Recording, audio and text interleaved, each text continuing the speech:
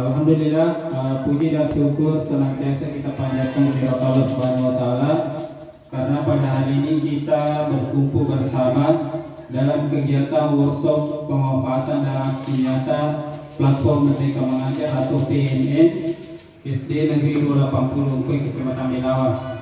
Dalam penelitian ini Bapak Ibu sebenarnya tidak terlalu sulit. Kenapa? Kita cuma menonton video, setelah menonton video dicatat-catat. Jangan seperti saya kemarin ini sudah 1 bulan waktunya saya kerja.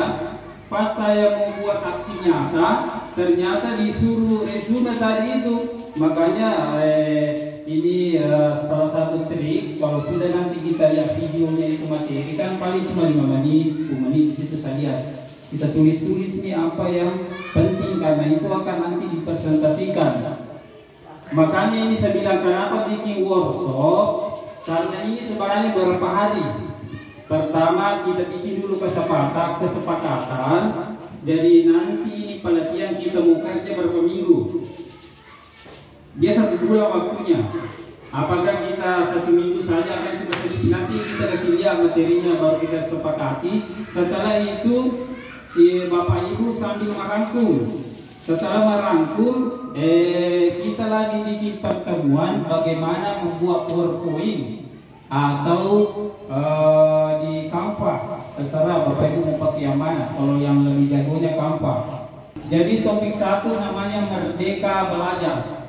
Jadi nanti kita sama-sama ini saja pelatihan yang kita ikuti. Pelatihan 1, topik 1 Merdeka Belajar.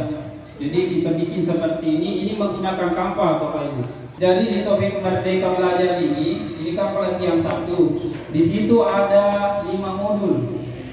Jadi modul ini akan nanti kita pelajari Bapak Ibu sama-sama.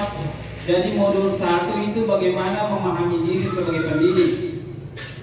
Modul 2 bagaimana mendidik dan mengajar. Itu kan beda antara mendidik dan mengajar. Modul 3 mendampingi murid dengan utuh dan menyeluruh. Kemudian modul 4 mendidik dan melatih kecerdasan budi pekerti. Kemudian modul 5 pendidikan yang mengantarkan keselamatan dan kebahagiaan. Di situ modul 1 mengenali dan memahami diri sebagai pendidik. Jadi modul 1 ini ada 2 di situ yang hal yang penting materi yang kita pelajari di video. Yang pertama mengenal diri dan peran sebagai pendidik. Jadi sebagai pendidik kita harus mengetahui kekuatan kita di mana dan kelemahan kita di mana. Jadi kalau untuk kelemahan biasanya dibikin apa? Kalau kelemahan kita. Kemudian yang kedua, apa peran saya sebagai guru? Jadi guru itu harus mampu menyesuaikan dengan zaman siswa. Jadi itu Bapak Ibu zamannya kita waktu sekolah dulu beda sekali sama sekarang. Jadi jangan sampai siswa sudah tingkat tinggi, guru masih belum bisa menggunakan internet. Jadi setidaknya mari kita belajar. Karena menurut Ki Hajar Dewantara, manusia merdeka adalah manusia hidupnya bersandar pada kekuatan sendiri, baik lahir dan batin, tidak tergantung pada orang lain.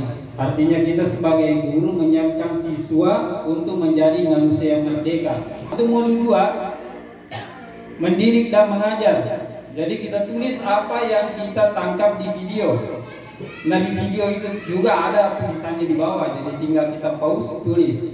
Mendidik adalah menuntut segala korda yang ada pada murid agar mereka dapat mencapai keselamatan dan kebahagiaan yang setinggi-tingginya, baik itu sebagai manusia dan anggota masyarakat. Dia menggunakan Ingasa Suntalada, Himadya Mangungkarsa, dan Tuturi Handayani. Jadi mungkin Bapak Ibu sudah tahu semua Ingasa Suntalada itu guru harus memberikan contoh yang baik. Jadi usahakan kalau siswa sudah pintar internet, guru juga harus bisa sedikit. Kemudian Ingasa Madya Mangungkarsa, Himadya Mangungkarsa, guru memberikan semangat kepada murid. Jadi di tengah ini bagaimana guru bisa memberikan semangat. Kemudian Tuturi Handayani, bagaimana guru memberikan dorongan untuk belajar mandiri. Jadi sistem pendidikan sekarang dan dulu beda. Kalau dulu itu segala informasi berasal dari guru. Pokoknya guru tuh. Jadi apapun yang dibilang gurunya selalu benar dulu. Tapi sekarang berbeda, pendidikan pembelajaran berpusat pada murid. Modul 3 mendampingi murid dengan mutu dan menyeluruh. Jadi di sini ada dua, ada namanya kodrat murid, ada namanya asas trikon. Jadi kodrat adalah keadaan yang tidak terpisahkan dari dasar pendidikan anak. Kodrat keadaan terdiri dari kodrat alam dan zaman. Jadi ini yang perlu kita pahami sebagai guru. Ada namanya kodrat alam dan zaman.